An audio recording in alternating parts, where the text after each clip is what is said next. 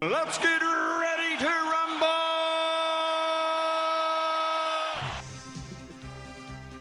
All right. Hello and welcome to Netflix vs. Cinema, the podcast that is slowly getting back to full strength. Slowly, we are getting there, guys. My name is Tosin and I am the host of the show. And what we do in this show is that every week we go to the cinema, we watch a couple of things. We stay at home, we watch a couple of things. We rate them all out of 5 and we say where has the money been better spent this week? Who is winning the battle for our eyeballs? Is it Netflix or is it cinema? Now, joining me, as always, from the Isle of Wight is Sharon Bolland. Hello there. Yes, Sharon is our resident animation hater, but if something used to be a book, she will 100% watch it. And Shaun Harris. Hello. And Shaun, I don't really think Shaun has any prejudices. I don't think he has any cinematic or viewing prejudices, as long as it doesn't have Stanley Tucci in it. If it has Stanley Tucci in it, get the hell out. I think he would still watch it. He would just complain the whole way. Isn't that right, Shaun? something along them lines. Yeah. All right, cool. Yeah. So this week, I mean, as I said, it's been a while since we've actually had 3 people. We've been a bit sporadic over the last couple of weeks due to newfound fatherhood and actually that's been the main reason. That's been the main reason. We're just gonna do what I found myself doing recently, and just blame the kid. And life happens. Yes, it's like, oh, where's my phone? The kid. I can't find my car keys. The kid. Someone stole the car. Must be the kid. How old are they? 3 and 9 weeks. Yeah, but they must be there. That'll do it.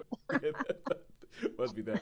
All right, so we're back. We have about 3 people, and we actually have like a full complement, even maybe more than a full complement of films in the cinema this week, because the cinema has been dealt dirty by our hands. I mean, recently we have not been seeing that much at the cinema. So could you let's kick off with Sharon? You're the first one to tell me. Sharon, tell me, what have you been seeing at the cinema this week? I have seen. Well, I saw one 2 weeks ago. I saw the Hunger Games film, the Ballad of Songbirds and Snakes. Yep. So I saw that at the cinema, and I also saw Napoleon. All right. And Shaun, what have you seen in the cinema? Yeah, so I've seen Napoleon, Saltburn, and Thanksgiving. Saltburn, Thanksgiving. 3 quite different films. Yeah, 3 quite different films. Totally different, yeah. An eclectic mix, as they say. Okay, cool. And so that's have you seen? You haven't seen Saltburn, then, Sharon? No. Ooh. Yeah, you see, now the thing is, like, I would have gone to the cinema and I would have seen at least one of these, but guess what? The kid. I'm blaming the kid. Yeah. So all right, cool. So we have those for. Okay, how about at home, Sharon? I don't think you've seen anything at home. No, I've only seen Part A of Virgin River season 5, and to be honest with you, I don't think that really qualifies for our listenership as one that they need to. I don't understand. Okay, this is a Netflix thing, and Netflix do this quite often, don't they? Where they go, this is season 1, part A of 12. Mm-hmm. And you're like, what does that mean? Yeah, so the second drop of Virgin River season 5 is actually from today. So I don't know how many episodes they've released from today, but the second half of the season is out. Okay, all right, cool. So that's Virgin River. So we will leave that for a later date when we figure out exactly if that constitutes a whole season or not. And due to our rule that if you're going to bring something from TV to go up against something from cinema, you have to have seen the whole season or series, because then that's the full story. Right, Shaun, how about you? What are you saying? Okay, well, I've seen Gen V, which takes part in the Boys universe. Yes. And I've had that 6-month Apple subscription with Barclays for a thing, and I haven't watched anything except I've started to watch Monarch. But it's only like been 3 episodes. So. Monarch: Legacy of Monsters. Yeah, so I've only seen 3 of those, but I have seen all of Gen V. Okay. From Amazon. All right, cool. So we could either have a bumper show, but I know, Shaun, you're waiting for a phone call. So I'm thinking that we move one of these films till next week. Next week, yeah. Yeah. So let's see. I think Napoleon is the big one. We have to talk about that. Yeah. Saltburn. I think Napoleon and Hunger Games are the big ones. So is it the Saltburn or Thanksgiving? Yeah. Shaun, which one do you reckon? Okay, let's go Saltburn. Although I could, Sharon, are you going to get a chance to see that if it's still on? Because I'd love you to see that. I totally would. I But don't know this. It depends this week. I'll have to look at my. okay. Well, I'll go Saltburn, and then I'll go Saltburn. And then we can have feedback on that. Okay, cool. So move that. Yeah. And so I have seen Nothing at Cinema, as I said, kid. And now on Netflix and Friends, I have seen Gen V. I have seen Bodies, and I have seen the second season of a show called My Dad, the Bounty Hunter. Ooh. Which I've never heard of that. I think I reviewed the first season. But Okay. Sharon, this is why you have forgotten about it. It is animated. Oh, that's it. I just blotted that from my mind. That's why I just nah. It's like, get thee behind me. I'm like, all right, cool. So and all right, just before we go on, if you guys would let me have 3 minutes, something like that. So every now and then on this show, I keep thinking, we call ourselves Netflix versus cinema, and there's sometimes I wonder, does that title actually mean anything? Because we just love watching things anywhere. I mean, we do have a soft spot for cinema. But I saw a film. I started watching a film that was raved about when it came out at the Cannes Film Festival. It was raved about by critics when it came out in cinemas. And I started watching it, and I was like, oh my God, this is a philosophical Netflix versus cinema point, because this is a film that I think is created to be watched at the cinema. It is created to be watched when you do not have a pause button or any choice over what else you're going to do. I think it's almost curated for a festival crowd, then maybe for those who pay, and then at home, I'm not sure it's really going to do well. And it's a film which I think, Shaun, you might have watched, called Titane. I don't think so. All right, cool. Sharon, did you see it? No, it doesn't ring a bell. No. All right, cool. Okay, so this film, right? It's a French movie. It's a French movie, and as I said, it was raved about when it came out in the cinemas. And it kicks off, and it kicks off with a girl in the back of a seat, in the backseat of a car, with her dad driving, and the girl's being a bit boisterous and everything like that. And her dad's trying to get her to sort of calm down. And then she starts playing with her seatbelt and takes it off, and her dad turns around to tell her to put the seatbelt back on. Then the car crashes. The next thing you see is her having a metal plate being put in her head in a hospital. Then it jumps to when she's a grown up. She's at a car show, and at these car shows, he's one of these dancers that dances on a car. That's so like dances on the car and everything like that. She obviously has like a following and everything like that. Then this guy follows her, and he follows her a little bit aggressively, saying, "Can I have your autograph? Can I get your autograph?" So she gives him the autograph. He sort of like pushes himself on her, and then she kills him. That's the opening of the film. Wow. Yeah, that's the opening of the film. But then for the next 20 minutes, there is just an awful lot of what the hell is going on that is happening here. and I'm watching it, going, what the? Everybody's raving about this film, and everyone raved about this film. And I was sitting here thinking, I have a pause button. I have things to do. I have kids to look after. I have other stuff I could do. And I don't think I'm going to hang around long enough to figure out that's the weird thing that Zoom has just done. It's like, and I was like, I don't think I'm going to hang around long enough to figure out what it is that this film is doing and where it is this film is going, because it does that does a whole bunch of what the hell is going on for the first 20 minutes. Then it changes tact and seems to go off to another direction without ever explaining what was happening in the first 20 minutes. And I was thinking, if you're in a cinema, if you're at a festival screening, if you've paid your money, you probably go, well, I'm gonna stick it out. I'm gonna figure out what the heck is going on here. But if you're at home, you're not. This film could ever have been made as a Netflix film or an Amazon Prime film or an Apple film, because people would just be like, there's no way I'm waiting for this. There's no one waiting around for this. So it's one of these little wrinkles I found that, there is still a difference between Netflix and cinema. Because in cinema, you're almost kind of like, you're at the mercy of the people who are telling you the story. Whereas at home, you're in charge. And I just thought I'll say that. So if anybody who's seen Titane, because I started watching it, I'm still about half an hour in, and I haven't really gone back to it yet, because I'm sure there will be things that will be critic worthy. But my God, will somebody please just explain to me what is going on? And I just had to get that off my chest with you guys. So now let's talk Napoleon. Okay, Napoleon. So let's talk Napoleon. Interesting. This is going to be an interesting one. Who do you want to go first? To Sharon? Yeah. Okay, I'll kick us off then. This is a Ridley Scott film starring Joaquin Phoenix as the titular character, Napoleon Bonaparte.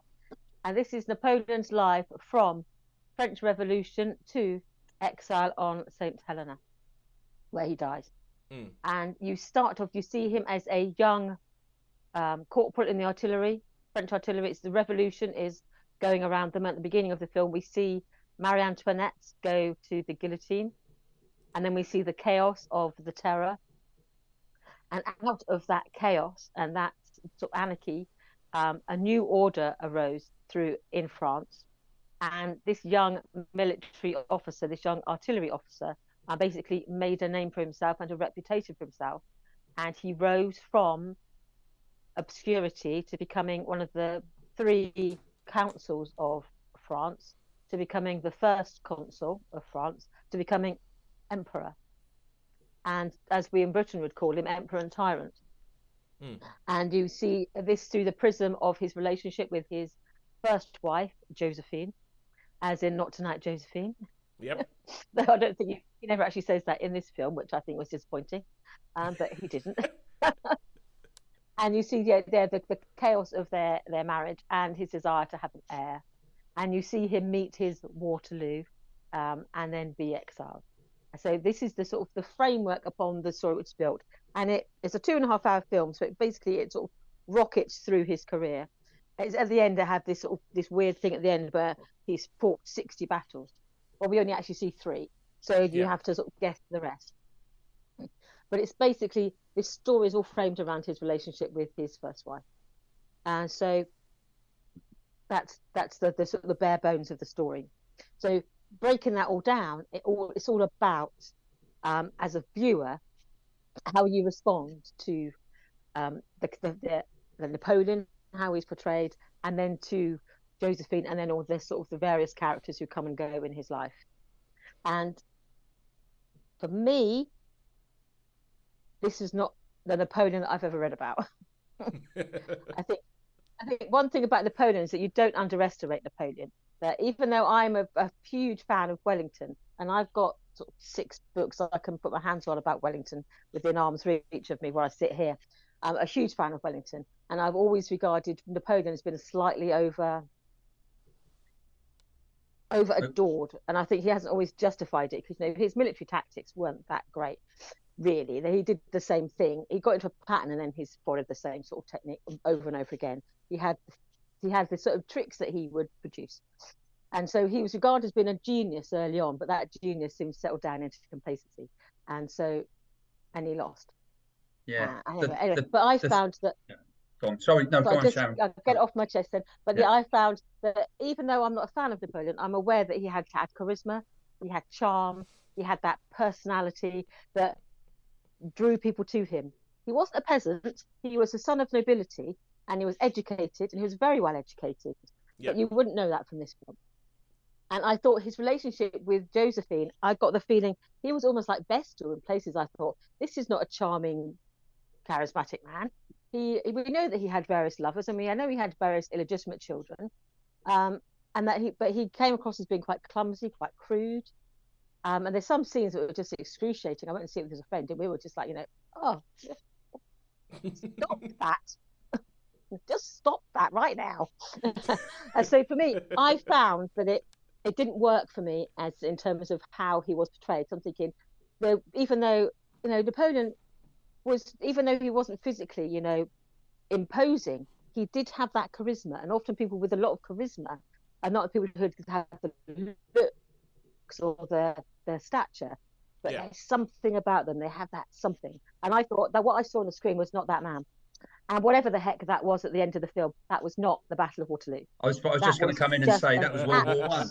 I've never seen trenches. I've never seen trench. All right, there might have been redoubts at Borodino, but there was no trenches at Waterloo. He went to the rear of the hill, and it was like they were in trenches. I mean, come on, it wasn't the First World War. I was going on to my friends and say, "What?" I would just say, "There's one thing, but one, and I'll hand over to Shaun and Shaun, is that if you know nothing about military history, you do know, but most people can work it out, that you don't send your infantry in first. You always start a major battle. And in this day and age, in the days of, in any battle, going back through the centuries, you always start with your artillery, or before artillery, it was like your archers. And then you send in your cavalry, and then you send in your infantry. You never, ever start with your infantry, because they're the most vulnerable. So you want to pick up... There's been a few battles in time where, but the artillery bombardment. All Really right. I think, yeah. Anyway, we won't get into it. For anybody listening to us for the first time, just so in case you haven't already picked it up, Shaun, you do not come and mess around with your war movies with Shaun and Sharon. You do not come along and have the wrong belt buckle with your Shaun and Sharon. And the biggest thing for me was about the Waterloo was the fact that they had the French attacking in line. They did the French attacked in column, which was one of the big thing about Napoleon. Certainly Waterloo, certainly his big battles. Well, that's what I say. They come out of the trenches. They come out of the trenches in a line. It wasn't like that. It was just so it was columns against line. So for me, I didn't like it. I know that Ridley Scott is dismissive of people who argue about the historical sort of accuracy because says, well, were you there? It's like, well, no, I wasn't there, but a lot of people were there, and they wrote good accounts of it. So it is fair to say that we do know how these battles were conducted, and that was not what we saw on the screen. But the uniforms were onto the belt buckles, except for the Russian hussars, which during that period they didn't have the pigtails down like that. But apart from that, the uniforms were spot on. So visually, it was stunning. Visually, I think even all the clothes that Napoleon was wearing, you could point it to, you can identify it from certain portraits. They are saying, yes, that is that portrait. Yes, that is the horseback portrait. Yes, that is that. I don't know. Throughout. Shaun, I don't know if you thought, but I think it's Ridley Scott trying to be Stanley Kubrick and be like a Barry Lyndon with those big set pieces. Too many flags. But but no. So I found it disappointing, and I found that it didn't engage me. But then I'm going to let Shawnee come in with your opinions, Tosin. But you wanted to have a question. Did you have a question just now? Sorry. No, I don't think it was. I don't think it was a question. I think it was just going to back up something that you were saying about Ridley Scott. I think he's gotten to the I don't give a whatever period of his career where there are certain things where I think like Ridley Scott cares more about he cares more about the spectacle than the accuracy. And when you said that about him, sort of like saying that people complain about it too much, I feel like that's very much Ridley Scott's thing. He's like, no, I want it to be big and I want it to be and I don't care if I didn't. Columns versus lines didn't look spectacular enough, or that kind of stuff. But anyway, Shaun, carry on. Okay, so I could sum this up really, really quick. I think it was Kubrick's attempt at trying to be Barry Lyndon. Too many set, delicious pieces. Too many flags. I would have called it Pride and Prejudice, and in brackets Josephine, or Josephine Pride and Prejudice. It was dull, tedious, boring. I thought it was absolutely. I agree with Shaun on this. I really, really hated it. I think Joachim, worst performance I've ever seen him. He had about two emotions. Like one when he saw Josephine, like Sharon was saying, with the doing silly stuff, and then so as I said, it's I mean, the uniforms were pretty, the uniforms were nice, looked good. The uniforms were good, but as we say, I didn't even think the battle scenes were particularly good, and I don't think he ever charged with the cavalry, even in Austerlitz, that first one. So what did you have? You had Austerlitz. Oh yeah, that you had that beginning, and again they had it across the frozen lake. But I thought that was just like historical sort of rumor that it wasn't actually a lake where they thousands drowned. It was fishing ponds. It was a very, very snowy, misty day, and he sort of countercharged through the snow. He sort of lured them in. So but I suppose he did weaken his flank and let them drew them in, and then he sort of I think this could have been a series. You see, that's the thing. Frozen lake cinematic. Fishing ponds, so guess where Ridley's gonna go? Yeah, I mean, I just like found thousands it down, really, and it's dull. like they didn't. But the Battle of Austerlitz was just not. That was again, none of the battles to me was spoke Napoleonic War at all. I thought this is not the way the battles were conducted. Okay, so with your expertise, I need to ask you something. There is a scene in this that was spoken about in the trailers where he fires cannons at the pyramids in Egypt. Yeah, it's just nonsense, isn't it? All right, cool, good stuff. You do see him and then sort of rubble showering down from the pyramid. It's like, well, to forgive me for sort of pointing this out, but the pyramids are still there, and they don't have big cannon holes in them. Yeah. Okay, cool. What did you think of Joachim's performance, Shaun? Yeah, totally. Like, I just found it really dull. I really did find it boring. I mean, I suppose what was the first battle? Toulon, wasn't it? The first battle was okay. And so it was Toulon, Austerlitz, tiny little bit of Egypt, and then Waterloo, which was World War One. Or no resemblance to Waterloo. Yeah, but it's much better watch a Christopher Plummer, Rod Steiger movie, eh?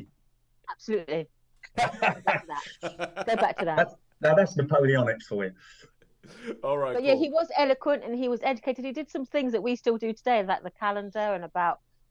There's things that he did that you would have no idea from this film that he was a man, anything other than just let's just get me cannons out and far away in a weird way in a weird way, reading between the lines, Sharon, it sounds a little bit like, you said earlier that you thought Napoleon is over adored. It sounds as if this is Ridley Scott going, I'm going to bring this guy down a peg or two. He was not that great, but you think he's gone too far.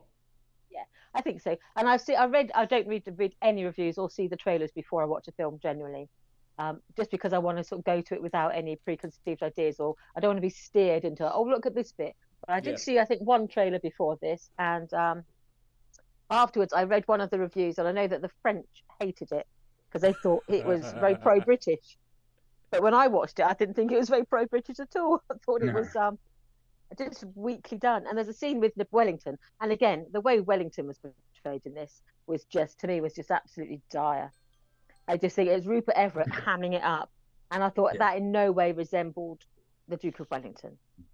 Some of the things he said, I just thought he was not a buffoon, and he was the buffoonish man on the screen. I thought that is not the Duke of Wellington. Yeah. All right. Okay. Cool. So, how many stars would you give it? I'd give it a 2 to be kind. I concur. I'll give it a 2 to be kind, and that is being kind. So I just like 2 to be kind. So really, really good, really good costumes, but the historical inaccuracies, you cannot be having that. And it's dull. I found it dull. I really struggled with it.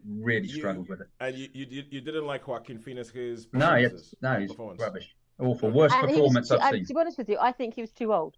At the beginning, he never looked anything other than a middle-aged man. Okay, even when he was supposed to be a man in his 20s. He was a middle-aged man. And Sharon, now you're getting onto one of the reasons why I don't want to watch this film. So somebody pointed out because Vanessa, you guys haven't mentioned what Vanessa Kirby is like, but from what Shaun said, Josephine, because again, Josephine, the real Josephine, was older than Napoleon. Well, in this film, she clearly is not older than Josephine in this film. There we are. That was the thing. When I found out, when somebody pointed out that the real Josephine was older than Napoleon, and I heard that they casted Vanessa Kirby to play her, I was like, oh no. This is Hollywood doing what Hollywood does. Because if she was older, I think that's actually quite interesting. And I think that there's something you can do there. Makes their relationship make more sense. Because in this film, it made no sense. And you get the feeling from this film that she couldn't stand him.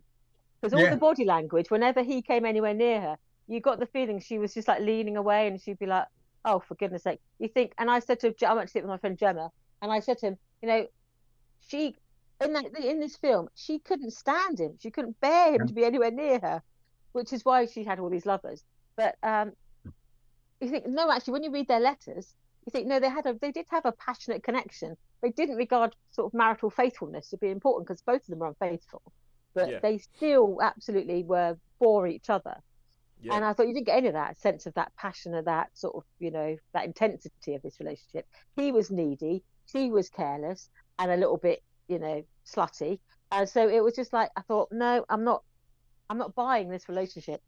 Yeah, I think the second they said that they were going to make, because Vanessa Kirby, I think she's a brilliant actress. But like the second they said that they were going to have a Josephine who was obviously younger than the Napoleon, when in actual fact it was the other way around. I just thought, I don't think I'm going to like this film. And with the one film I get to see a week, it's not going to be this. So 2 stars for Napoleon. 2 stars for Napoleon. Thank you very much. We shall move on. And okay, let's see. Now we're going to Amazon Prime. And this is Gen V. Shaun. I saw Gen V. So I'm gonna give Sean. I'm gonna give a quick prezi of this, and then I'm gonna Yeah, wind you up. I like that because I'm all emotion. You guys are logic. I'm just like emotion. Yeah, that I'll wind you up and let you go. I'll wind you up and let you go. All right. So The Boys was a TV show that started on Amazon probably about 3-4 years ago. It's based on a comic book series, and the whole idea about it is that this is a world that has superheroes. You have superheroes; they exist, but they are kind of like they're like, almost like celebrities, where everybody's like, oh my god, Soldier Boy, oh my god, Homelander, and all that sort of stuff. But you have the Boys, who is like an underhand version of the CIA, whose thing is to keep the superheroes in line. Because in this world, the superheroes are not the magnanimous people who stop buses and save kids and rescue kittens out of trees. The superheroes are the worst kind of celebrity that you can have. Because if you have these people and you give them so much adoration and you give them so much power, what they're going to be? They're going to be monsters. And so the Boys keep them in line. Gen V is a spin-off of the Boys, where it's set at a place called Godolkin University, which is referred to as God U. For those of you who've read the comics, you know that Godolkin was essentially, he's their version of Charles Xavier. He's Godolkin in the comics is obviously based on Charles Xavier, has this school where he has all these people where, because it's the Boys, some nefarious, horrible stuff goes on. And in this university, this is where the superheroes of tomorrow, or the PR that is spun by Vought, the main companies, this is where the superheroes of tomorrow are trained. This is where the superheroes of tomorrow are trained to become, like, whether the media personalities or the world savings, and hopefully make it into the Seven, which is their version of the Justice League. And you focus on Mary Moreau, who is an orphan, and as things happen in The Boys, when she discovered her powers, it ended up being a tragedy. Her parents got killed because she discovered her powers.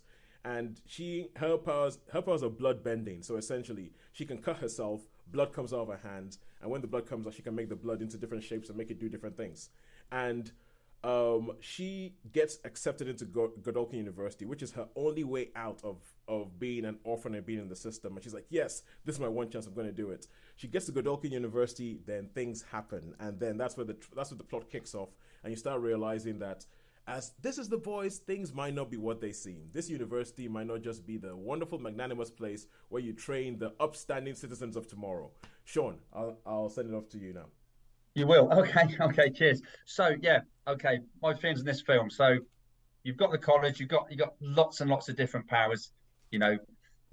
some powers, and you have there's controversial moments in this where they try to be outrageous like they were in The Boys, especially, should we say, with the little, I think her name's Atom, or what's her name? The one when she fights the I can't remember. Well, her name's Emma. Yeah, but anyway, you know what I mean. So the one that's got bulimia, that has to Little Wicket. So essentially, yeah. So this is an example. It's an example of the way things happen in the world of The Boys. So in DC world or Marvel world, you have Ant-Man or you have the Atom, and they shrink down to small size, and they can go there, and it's all well and good and everything like that. But in The Boys, they have a character who does this, but the way she grows small is by throwing up and by making herself throw up. Little Wicket, that's what I call it. Little Wicket, yeah. Yeah, so she by making herself throw up. And so because of this, she has like a YouTube show where she does things where she like fights a hamster. She goes down to size, she fights a hamster and all that kind of stuff. And then you have all these people who have fetishes who want to come because she's small, and they say, "Oh, could you do this because you're small?" It's because it's The Boys. Things are going to get sexual. Things are going to get weird. Things are going to get. Yeah. That was that. You know the bit I'm talking about, Toes. I didn't think it was particularly. It wasn't particularly. I didn't think it was particularly necessary, but it probably was for maybe the teenage angst thing that Sean, wanting to be like. Nothing in the world of The Boys is necessary. No, that's true. That's a good point, Toes. Sorry, I never thought of that. Yeah. Maybe. I mean, yes. Yeah. I found this like just, I don't know. I struggled with it, Toes. I struggled with it. The first two sort of had me intrigued. I thought, oh, where's this going? And then they had the thing with the the forest or the woods or whatever. Yeah, the woods. Yeah.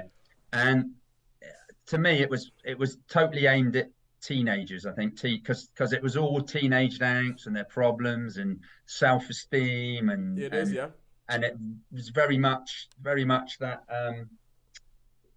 that way inclined. And I thought, I mean, Homelander makes an appearance and I just don't know how people could have survived Homelander in that. Like, I'm like, really, really, after doing that, you managed to, Well, anyway, you know the bit I mean. I know the exact bit. I know the exact bit you mean, and the bit you're talking about is almost kind of like it's the comeback. It's because this is set in the world of the boys, and there's people who sort of asked like, couldn't this storyline actually just have been in the boys? Because there is a, I think there's a storyline in the comics that this takes inspiration from, where Huey goes to the Godolkin people and everything like that, tries to infiltrate them and all that, and that.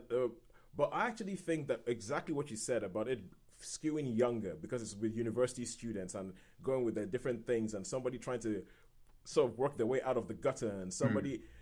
I think that gives this show a purpose or reason to exist. Because if this was just like, the boys again, I think it would have been dumb. But I think it has actually very effectively gone off on its own and gone off in its own branch to say this is a different corner of the universe that's happening while all this other stuff is happening. And it makes sense that this stuff would be happening, as you said.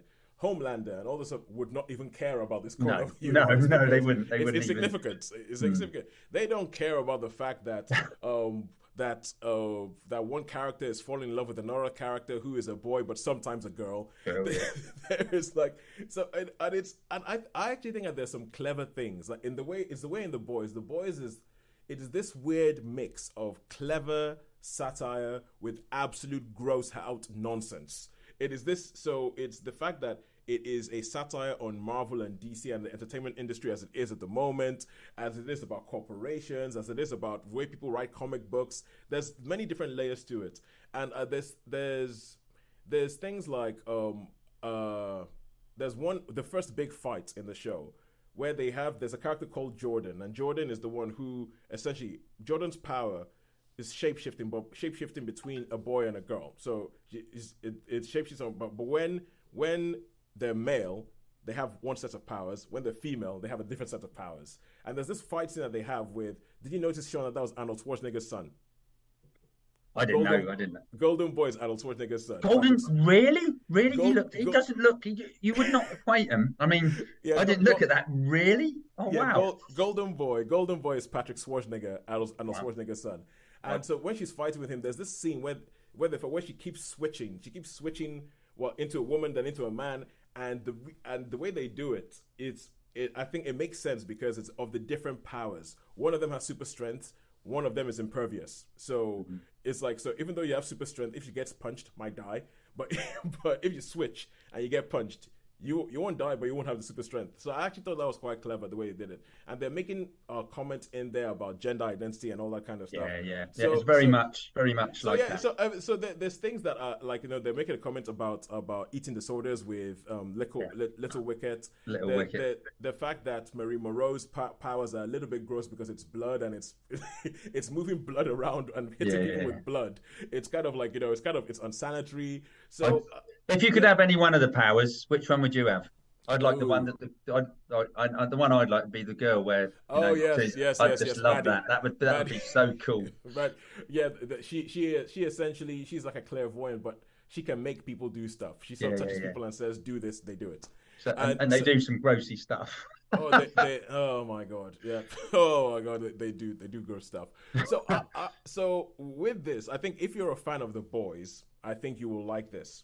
It's kind of it, but if somebody told you The Boys go to uni, it's like if you mixed The Boys with Animal House, then you kind of get an idea of what this show is like. I think that the storyline was done quite well. There's always a conspiracy because it's good, and I think that it's actually unfolded quite well. Like the way they explain the conspiracy, what's happening. There's a really key point because I've read all of the comics, and there's things in the comics I'm not au fait with the comics. So and so there's a theme in the comics where I always wondered how are they going to bring this in, and they bring it in using Gen V, which I thought was actually very clever. Which is it has to do with what they're doing in the woods.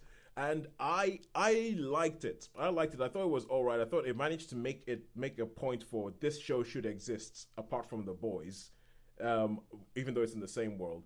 And I would give it a 3 out of 5. I really quite liked it. So. Yeah. I was intrigued to start with, and I thought Yeah, I mean, I didn't hate it. Don't get me wrong, but I didn't like it as much as the boys. I didn't think it was, but it would probably appeal to young adults, I would think, because it had all the the insecurities that they have. But yeah, I mean, I give it a 3 star. I give it a 3 star. As I say, I did a couple of episodes. I found, I thought, oh, come on, something happened. Oh yeah. I know exactly what you mean. There are a couple of where you're like, okay, would you do that? There's some performances in this that I do not like. Like the you talk about people having two expressions on their face. There's the character who plays Polarity, the younger Polarity with the magnetic powers, and I do not like his performance. No. I feel like it is too facial looks and but never mind. But let's move back to cinema. And cinema. We're going to talk Saltburn. Saltburn. Okay. Well, this phone call hasn't come. I do hope it's gonna come. So there's getting on. But anyway, Saltburn. So this was one I went into. I didn't really know much about it. Apart from seeing a trailer. And basically it starts off Oxford University as a chap that's won a scholarship, like quite a chap that's won a scholarship. He's not in the same class as your the typical rest, the rest of the other Oxford people that go there. And anyway, so there's a couple of incidents, and he makes friends with, or he looks and he sees this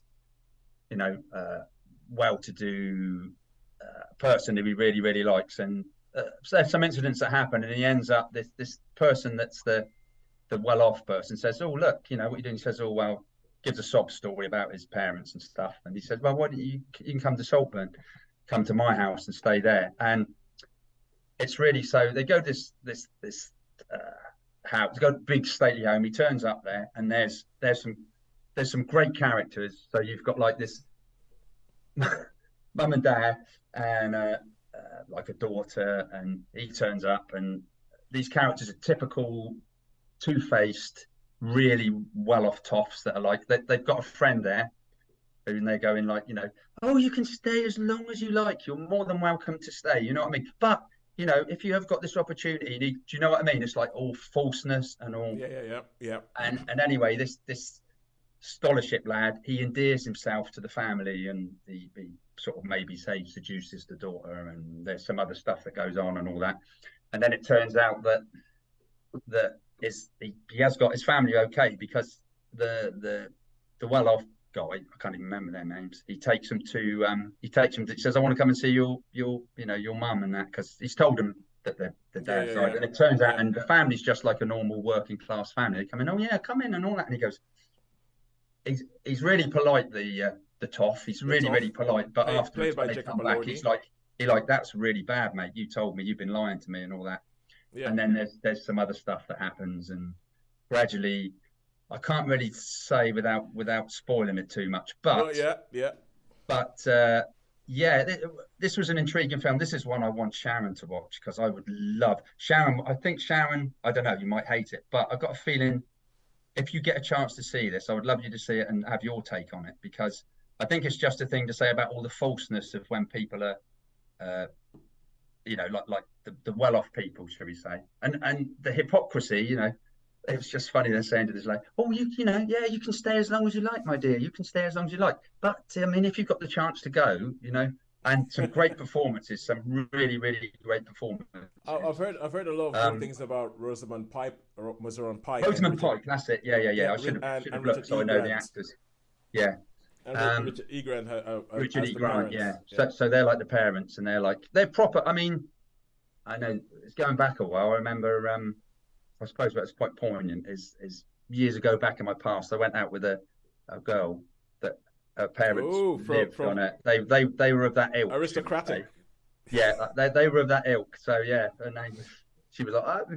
Anyway, she went. Funny enough, she went to school. She used to go to Sherborne School when she went to school with Princess Anne's daughter Zara.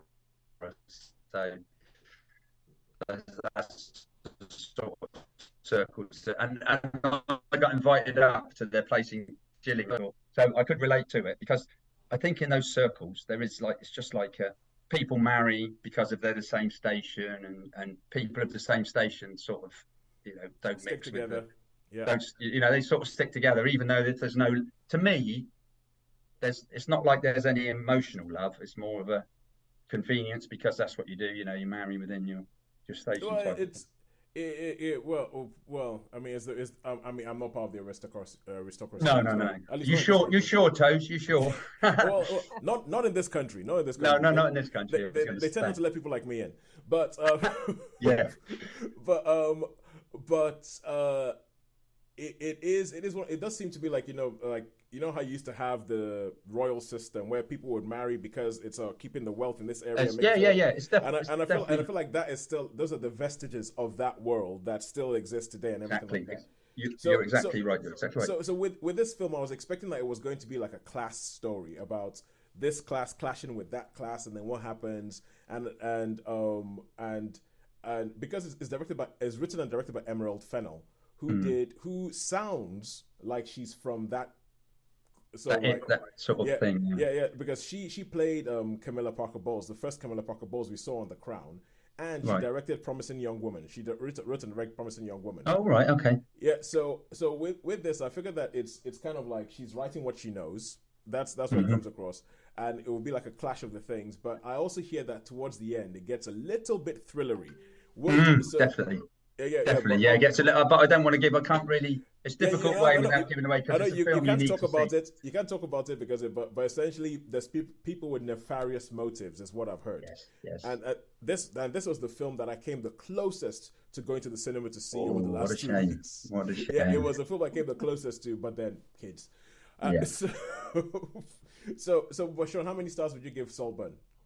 It's a tough one. This is a tough one.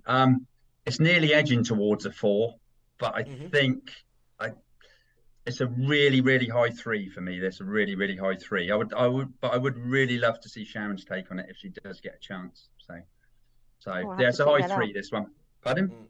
I'll have to check that out. Yeah, I mean the acting was terrific. The acting was terrific. Yeah, actually, I've got a friend who went to Eton. I might get him to watch that. Yeah, get him to watch it, Toes. Get him to watch it. I'm like, what do you reckon? What do you reckon? What's it like? And he'll probably be like, oh yeah, that's exactly right, exactly, Toes. That's what. All right, cool. Now we go over to Netflix and we go over to a TV show called Bodies. Now the premise of this I've heard about this one. This is the different timelines. I was just about to say that I thought that you might like this. Yeah, if I have a moment to have a television evening, I might try to check it out. Yeah, I thought that you might. So I'm going to try my best not to give you any spoilers and not to put you off watching it. So it's Bodies. The whole idea behind this is that you have it starts off in 2023, and it starts off telling you that it's 2023, and there is a policewoman who finds a body in the street. She finds a body naked in an alley, and it's been shot in the eye, but they can't find the bullet, and that body's just there. And so she's going over trying to figure out what on earth is going on with this body. And then all of a sudden, the show rewinds back, and it goes back to 1941. And in 1941, there is this Jewish policeman who works in London who finds the same body in the same alley, but in 1941. And then he's trying to figure out, okay, what's going on with this body and everything, and why is this thing here? And people give him phone calls and they tell him things like, "No, you are loved," and then they give him instructions to go do certain things about moving the body from one place to another.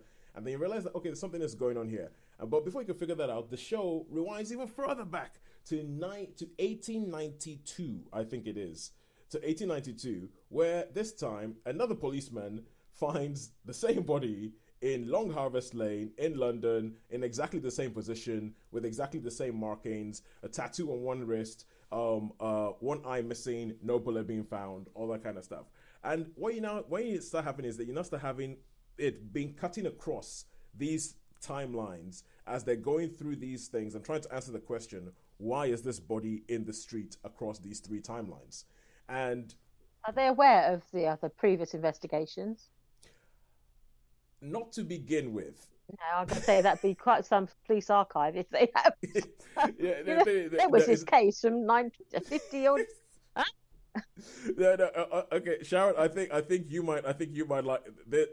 Okay, let's put it this way: there are archive scenes. There are trips to the archive scenes in this show where they're trying to figure out. They're trying to figure out what is it with this body, what's going on. And as it goes along, you find out that it has something to do with a character played by Steve Graham, who shows up in 2 different timelines with 2 different names. And this is intriguing me, actually. I'm thinking I'm going to have to watch this. I think you would quite like it. And it's because it is an intriguing premise. It's another one that's based on a graphic novel. It's an intriguing premise. It kicks off there, and it's okay. What's going to happen? How are we going to fare? What are we going to do with all this sort of stuff? And and something happens at the end of the first episode, which they kind of tell you in the trailers, and you can find out what happens there. And I feel like it's a bit of a spoiler, so I don't know whether to tell you. But don't tell me then, because I don't even watch the trailers. Okay, cool. Okay, so that happens, and now this is the problem, because you have still got to watch it. It makes it difficult for me to review it because I'm like, anything I say could affect your I can viewing take pleasure. my earbuds out for 5 minutes or for a few minutes until you wave, and then you can talk away for the benefit of our listenership and our viewership, and without spoiling it for me. Okay, cool. Okay, good stuff. I say headphones are out. All right, cool. Okay, cool. So Sharon is no longer here, and Shaun and I can tell you what I really think. But no, I think it's a very, very intriguing premise to begin with. It's a very intriguing premise, as Sharon says, and you start watching. That's why I started watching it. And there's timey-wimey stuff that's going on, where there's things going on, and because this person affects that thing in this timeline, and that goes into this thing. But I think in the end, it kind of ends up asking more questions. What happens with things that have to do with time travel, that you end up with a point where you're like, hang on a second, but if that happened, how about that? If that happened, how about that? Wouldn't that affect that? And wouldn't that go? And it ends up being a little too neat at the end of it, where it ends up being a little too neat. I feel like it should be a little bit messier. If you've sorted that out, I'm not sure, because that there's the Back to the Future model of time travel, where you can change the past and therefore change your present. Then there's things like the 12 Monkeys thing, where that says, there's 12 Monkeys thing that says, if something has happened, it's always going to have happened, and it has taken account of the fact that you're going back in time to try and change it. So there's the 12 Monkeys thing that says that, and this for a while seems like it's going with one time travel model, and then at one point it seems to sort of switch to go, oh well, we need something to change this thing, so they go to another time travel model, which doesn't quite work for me towards the end. And so in the end, I think it starts off really strong. I love the performances. I love everything that they do with it. Then after a point, once they start explaining to you what's happening, it loses a little bit of push, and it goes down to around about a 3 for me. And it has at the end guess what? This could still be going on. Come back for season 2. But I feel like they've gotten to the end of the story that was probably told in the graphic novel, and I'm not sure that season 2 is going to be any good. I think season 2 might just be them messing about. But so that's it. I would give it a 3 out of 5 for me. Cool. And now we can Sharon come back in. Sharon can come back in now. I'm back. Yeah, right, I'm gonna log off and see what's going on with this one. All right, so I'm gonna leave, and all right, cool. I'll catch you guys later. Yeah. Yeah. We'll see you later. All the best with the phone call. Thanks. Well, it hasn't come. I reckon they haven't got the phone number. I'm really annoyed because it said after 4:30. So I shall phone that number that I've got there. I've recently changed. I've switched. But anyway, so I'll see you later. I'll see you guys later anyway. All right, see Sharon, you next week. See you later, man. Yeah. Okay, I'll see you later. Enjoy the secret cinema screening. Thank you. See you later. Bye. Okay, so Sharon, you can go watch Bodies, and then you can go back and listen to my interview, to my review. I can watch the whole thing. And see what you say. See what you thought about it. So now let's go on to cinema. Final thing is cinema. Hunger Games: A Ballad of Songbirds and Snakes. A title that I think is stupid, but too long. It's too long. It's too long, and it doesn't make me want to watch the film. Let me put it that way. But go ahead, tell me about this. Yeah, this is as it says, it's a Hunger Games film, but this is actually set 50 years before the Hunger Games films that we know. And this is going back to the adolescence and sort of young manhood of Coriolanus Snow, who becomes President Snow in this, and he's like the big bad almost in the Hunger Games universe as we know it from when we see Katniss and all the others frolicking about. And so this basically is 10 years after the war, which set all the different districts apart, away from each other, the central point, and they still have the Hunger Games, which were invented basically to punish the districts, because and this goes back to how basically, where did the idea of the Hunger Games come from? Yeah. And in this 10th anniversary year, Coriolanus Snow, he's in his last year, impoverished by the war, and in order to earn a prize, he wants to win this prize. And this year, for the first time, they're trying to do something with the Hunger Games, because people are not watching them. People don't approve of them. They think it's barbaric and it's brutal, and they can't see the point of it to keep punishing the districts. And so to the games maker has decided that to make it a bit more interesting, each of the Hunger Games candidates, the tributes as they're called, is going to have a mentor. And for the first time, they're going to have mentors, and they're going to choose the one whose candidate wins the Hunger Games. They win this monetary prize. So Coriolanus Snow has invested that, he needs his money because his family gives the appearance of wealth. They still live in their house. They still try to wear the clothes, but they actually are struggling to eat. They're struggling to keep themselves warm. They are completely impoverished. And in comes a situation where the Hunger Games start, and they introduce the new tributes from the different districts, and Coriolanus Snow is given this young tribute, this young girl from District 12. Yeah. Her name is Lucy Gray Baird, and she is a Covey, which is basically, she's not technically part of the district, she's part of this group that we think Covey is like a derivative of Carney, where they're like carnival people. They are performers, they're musicians, they're actors, and they sort of move from place to place. But since the war, they've been confined into District 12. Yeah. And so when she is called up, her name is called out. Her chums, who she lives with, start singing, and so she sings back because she's like a singer. Yeah. And so instantly she becomes more noticeable because she stands out from all the other tributes as a singer. So she's the songbird then. She's a songbird, but she also, because she is sort of lives outside of the town, she lives a bit more native. She actually has an affinity with snakes, and the first time you see her, when she is called up to be called up, her name is called out.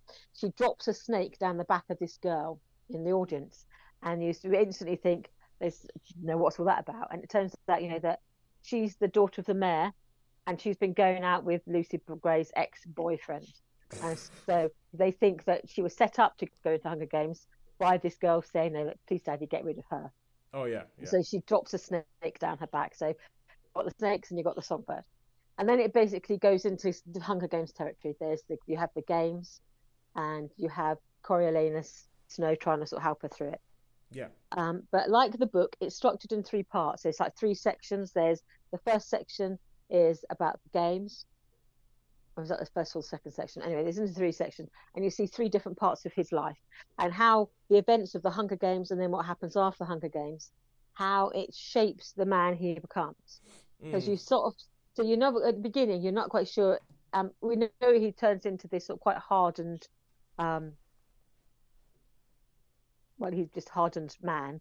He wasn't a villain as such, but he's like there's no soft edges to him, there's no compassion to him, and you learn through the process of the film, how he got that way, what turned him from being at the beginning sort of quite idealistic, quite sort of friendly. He's loving, and he was kind, and he was willing to sort of love freely. Yeah. And what changed that into this hardened man that he becomes. So you see, it's the story of the young Coriolanus Snow, who grew up to be Donald Sutherland. Yeah. Okay, so my big question is, does it work? For me, it did, actually.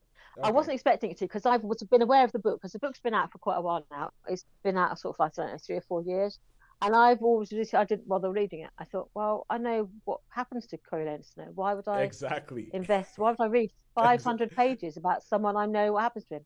Exactly. And so he's going to end up being a bad guy. I mean, it's the origin story of a bad guy. It's like... Yeah. So you don't. What's he got to show you? But I found it made me go back and read the book. So I watched the film, and then normally I would read the book first, as you know. Yeah. But I watched the film because I was thinking I wasn't that bothered. But then I watched it, and I thought, actually, I think this is worth reading. So I did actually go back and I read the book afterwards. and it does give you some insight, and it is well written enough to want you to keep going. And I think the film is constructed in such a way that it does make you want to keep going. It helps if you understand the world in which they live in. It helps if you are like sympathetic to that sort of young adult romanticy type book, as it's called. So I quite liked it, and at its heart is like a love story. But then you sort of see everything seems to be going swimmingly, and you're thinking, well, we know how this ends. He is not. He is not living in District 12.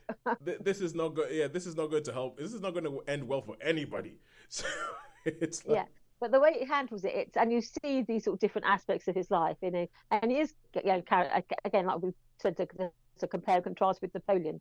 The thing about this guy is he is charismatic, and so you do root for him. And it's not because he's a good-looking guy. They all cast a good-looking guy for these sort of roles, don't they? Yeah. Tom Blythe. It would work.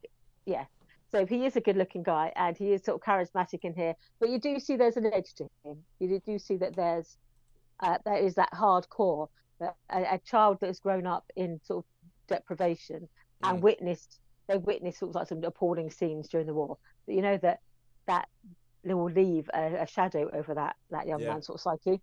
And so you see that darkness there, and you see how that darkness could have been sort of brightened by the right influences, but it could also be hardened into the man we became. So you see that moment between when someone who had potential to become a good man, a good leader, someone who could have been, the salvation of the capital, how some sort of dark deeds, as it were, can sort of harden that iron core into inflexibility and to make them what they become. So I thought it was interesting, as you saw, as an origin story, that it shapes the man who we see later. No, I thought it was well done. How many stars did you give it? It's almost like I want to give it 2 stars. I want to give it a star of 2-star ratings. A 1-star rating, like for my perception, and then how I think it'd be received by the intended audience. So I think for the average person coming in cold, it's probably a solid 3. It's a good, entertaining film. It's not too long, and it's enough in there to keep you going, even if you don't know much about the Hunger Games. It's a good story. And if you are a Hunger Games fan, I think it is probably a 4-star film, because it would revive that feeling of yes. Because I think sometimes when you have 4 films, 3 books, 4 films, and they divide the last film into 2 parts. I really hate that. Your interest does flag a bit at the end. And I liked it, thinking, I like these films. So even my interest is beginning to flag at this. Yeah. And then I think, to me, it certainly revived that. And I was thinking, yes, I think this fits well with those early films that were a bit more sort of groundbreaking. So I think, if you're a fan, it'd be a 4 for Doddle. And you consider yourself a fan? As a fan, I enjoyed the books. I enjoyed the films. I think but coming as someone who is coming cold, I think there's still enough in this film for you to enjoy. And I think it's a solid 3. But, for the non-Hunger Games, initiates that are out there. Yeah.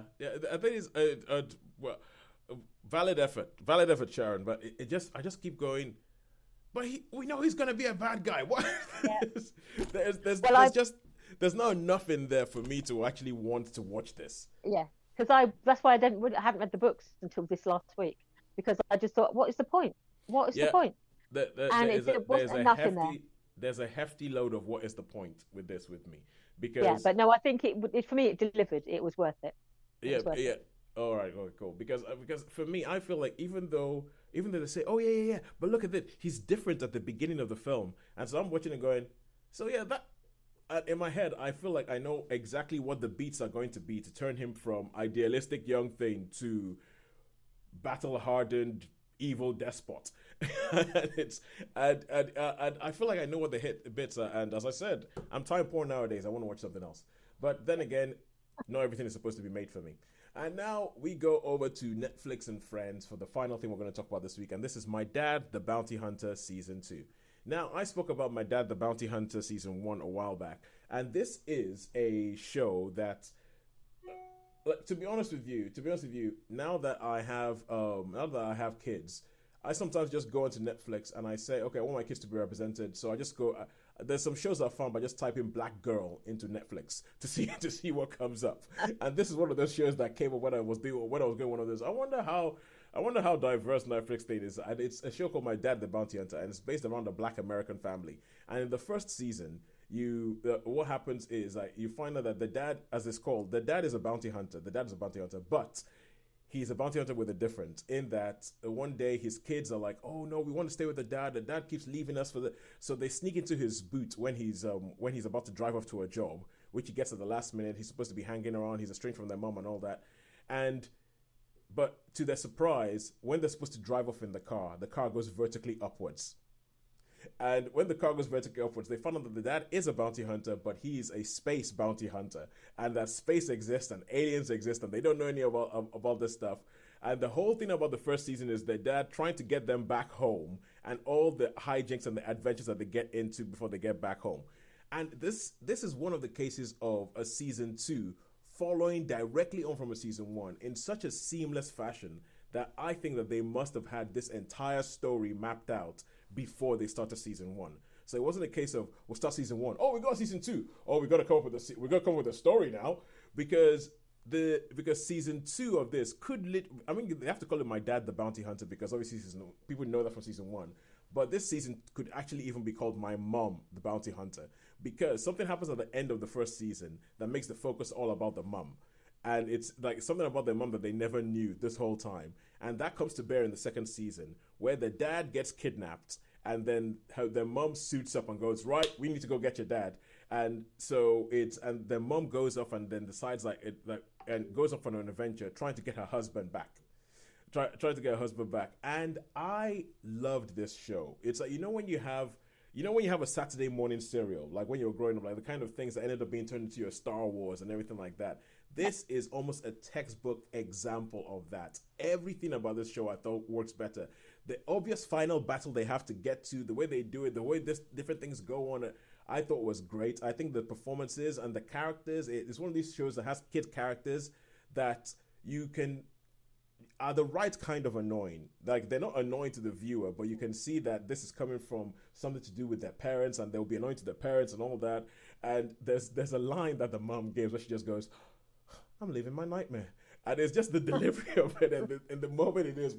And it's just so well done. And the big thing about this is, okay, first of all, they've gone with a black family, a black American family.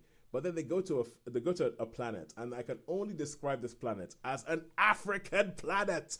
So they go to a planet, and everything in this planet it is so coded from Africa. It is almost kind of like, Wakanda in space, kind of, which I think, and I do think that probably this show wouldn't exist if Black Panther hadn't happened.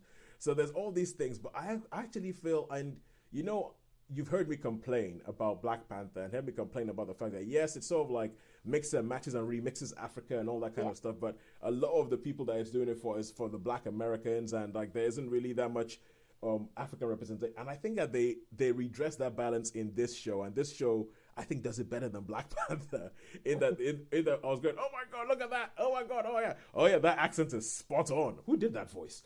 And that was just me jumping around looking at all these different things, and I loved it. You are never going to watch it because it's animated, I know that, but I think that the mix between the characters, the way they go, the whole thing, they do a whole bunch of sci-fi tropes. Like the mom had a secret past life that nobody really knew about, so she has to go back and she has to make this contact with this person from her past life who's really annoyed at her because they went away from her. Those are all tropes that you have in these sort of sci-fi stories, but it's just done so well here. And I love this. If anybody has kids, the kids do not have to be black. It's cool. If anybody has kids, this is something that I think you could watch with your kids and both of you would enjoy, which is what I have been doing over the last couple of... The best animation does that though, doesn't it? It is multi-layered. It isn't just a straightforward... I have been making a thing of trying to avoid the Peppa Pigs, trying to find things that I can watch and my kids can also watch, which is getting more and more difficult. But there are some things, and My Dad the Bounty Hunter is something that I think you can totally watch with your kids. It's great, it's fun. There's jokes in there that only the parents will get. There's a bit like that. I mean, when you talk about tropes, there's even a bit where obviously the dad gets taken from Earth and gets taken to this African planet, and then he has to go through this trial of tribulation or something like that, where he has to, and he gets put up in this outfit. And when there's a bit where the mom sees the dad in the outfit, and she goes, "Oh, well, I'm getting you out of here, and we're taking whatever this is back home." And you're like, for all the parents, you're like, okay, and kids are like, Okay. la la la la la la. Yeah, Daddy looks funny. Yeah. Yeah. The daddy's wearing really tight pants. And it's like, so yeah. So I think this is really, really good. I am so impressed with this show. I'm so impressed with. I think it's Everett Downing, who came up with the original idea of the show, and Patrick Halpin, who works with him on it. And it was essentially, let me put it this way. I was watching this show and I was like, I'm enjoying this so much. I need to look up this guy.